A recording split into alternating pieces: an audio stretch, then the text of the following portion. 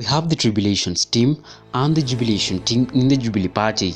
The Tribulation team are those siding with Deputy President William Ruto and feel undermined by President Uhuru Kenyatta. The Jubilation team, on the other hand, are the happy team that are happy of the president charge in the ruling party. Now you know the Jubilation team and the Tribulation team.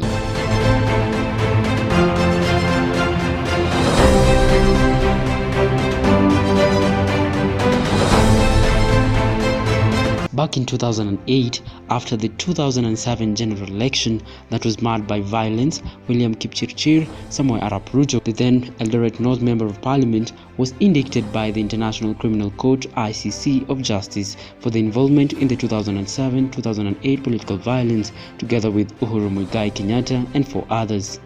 However, the ICC case was faced with challenges, especially concerning withdrawal of key prosecution witnesses, as this led to the ICC dropping the charges against William Ruto and Uhuru Kenyatta. In 2010, Ruto and Uhuru ganged up to try and defeat a referendum poll that was supported by Kibaki's government, but the duo were defeated by the Yes team led by President Kibaki and his Prime Minister Raila Odinga. In May 2012, Uhuru Kenyatta attended the National Alliance Party launch done at the Kenyatta International Conference Center, him being preferred as the presidential candidate in his quest for presidency in the 2013 general election. Uhuru Kenyatta teamed up with Ruto's URP, RCP and the National Rainbow Coalition to form the Jubilee Alliance that saw him clinch the presidency with over 6 million votes. In their first term in office, the president will be seen closely working with his deputy William Ruto hand to hand. In cabinet reshuffles, the president and his deputy came together in addressing the nation. Key government projects were supervised by the deputy president, with the agenda being delivering their promises to the country. In the country trying times, the president will, together with his deputy, come out and urge for calm and unity in crisis, as seen in the Westgate attack when new in office, and in 2015 in the Garissa University attack. In 2016, the president and his deputy sought for re-election into office, as President Kenyatta's campaign agenda was on the Big Four agenda. Sisi hatuna shida, tutarudi kwa Wakenya tukiongozwa na Mwenyezi Mungu. Tutawaomba Wakenya tena wajitokeze, tutawaomba kura yao tarehe 17, tuhakikishe ya kwamba mzee huyu sasa tumupeleke nyumbani. As he tries to leave a legacy, as the president's party, together with other parties, formed the Jubilee Coalition Party that saw him re-elected, garnering over 5 million votes in the second poll after a presidential petition by opposition leader Raila Odinga. On March 9, 2018, Uhuru Kenyatta, the President of the Republic of Kenya, agreed on a truce between the opposition leader Raila Odinga that brought shakes in the Jubilee government, with key Deputy President William Ruto's supporters being against the move. But it's important to note that Ruto was nowhere to be seen on Harambee House on that fateful day. A few days later, Deputy President William Ruto is seen around opening government projects, cautioning the Jubilee legislators of the former Prime Minister Raila Odinga divisional tactics to divide the Jubilee government. Hiyo haiwezekani bwana. Ati wanajipanga huko porojo, fitina, tutavunja Jubilee. Watavunja Jubilee ya nani? Hiyo ni ndoto ya mchana nani? Later, the handshake feud continued, as this led to the formation of the Tanga Tanga, linked with Deputy President, and Kieleweke, linked with Uhuru Kenyatta supporters. The president, however, seemed to be silent over his deputy, but maybe not everyone. The so-called Kieleweke faction came up with Hatuna Deni sentiments that sparked reaction from the Deputy President's side. Mimi ninataka kumwambia yule ambao anamwaga, wewe humjui Mkikuyu vizuri. Itamwagwa na dakika ya mwisho, hakuna kitu utapata Central Province. This time, it was now notable that all was not well between the president and his deputy.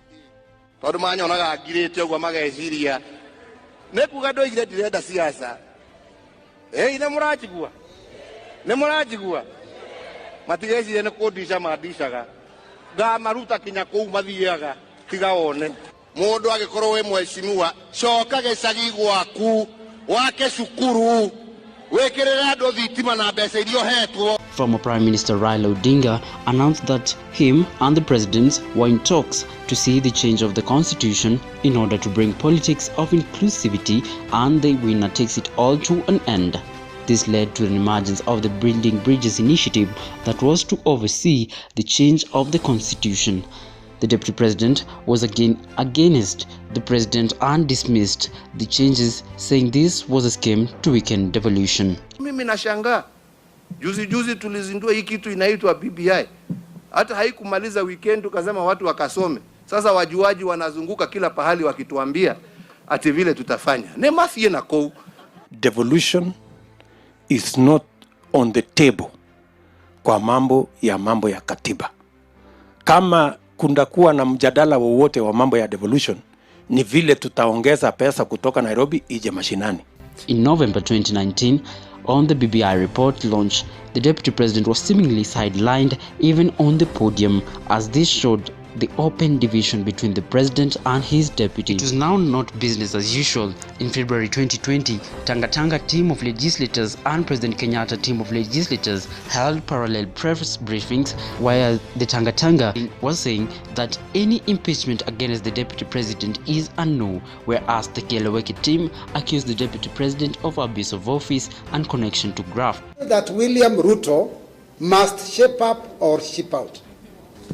He needs time and undivided attention to pursue the only thing and ambition that makes sense to him and meaning in his life, which is to dream and campaign for his 2022 presidential whatever.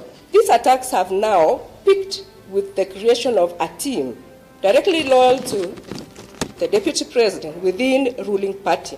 Take it from me that William Ruto is not resigning because he is not anybody's appointee. Yes. He was elected on the ballot. Yes. The gloves were now off. The president is now seemingly taking charge of his presidency and his position as the party leader of the Jubilee party. On May 18th, the president held a parliamentary group meeting at Status, Nairobi, where the new Senate leaders were appointed, asking all Deputy President William Ruto allies from the Senate. In the changes, included Samuel Pogisho as the majority leader. As Kipchumba Murkomen was ousted, Susan Kihika was now de-whipped from the position of the majority chief whip, and Murang'a Senator Irungu Kenyatta was given. This was a major blow to the Deputy President William Ruto and his allies, as the purge saw the president taking charge as the party leader.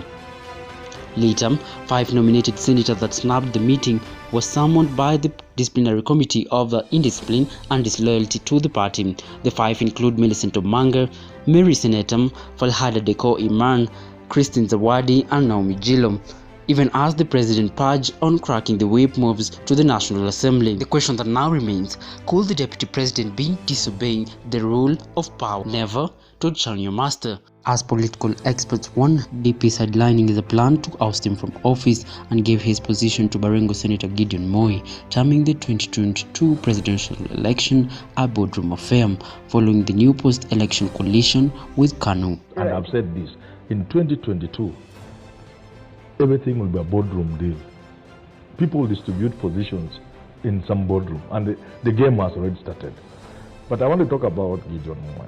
I said this is succession now party 2, the really succession. Just like Kibaki was needed to occupy that space temporarily and keep it for Uhuru.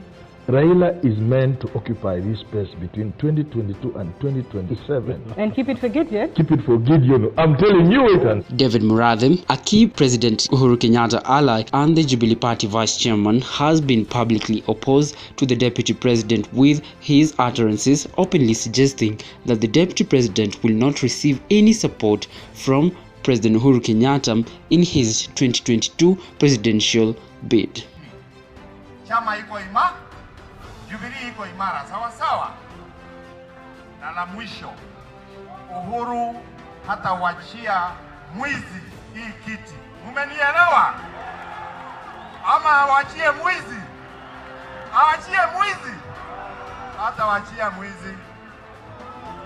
This year, President Uhuru Kenyatta cracked the whip on his personal friend Mwangi Kiunjuri. The then Agriculture CS Mwangi Kiunjuri was seen as a key deputy president ally and was accused of politicking while in public office. The president, in a cabinet reshuffle, fired Kiunjuri and replaced him with former Meru Governor Peter Munya.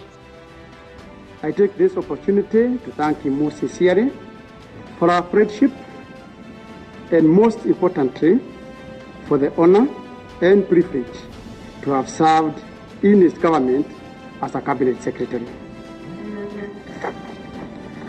The president's decision has taken me by no surprise.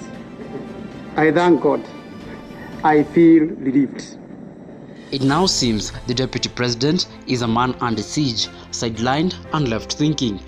The rift in Jubilee widens further each and every day, with the president reading from a different script with his deputy.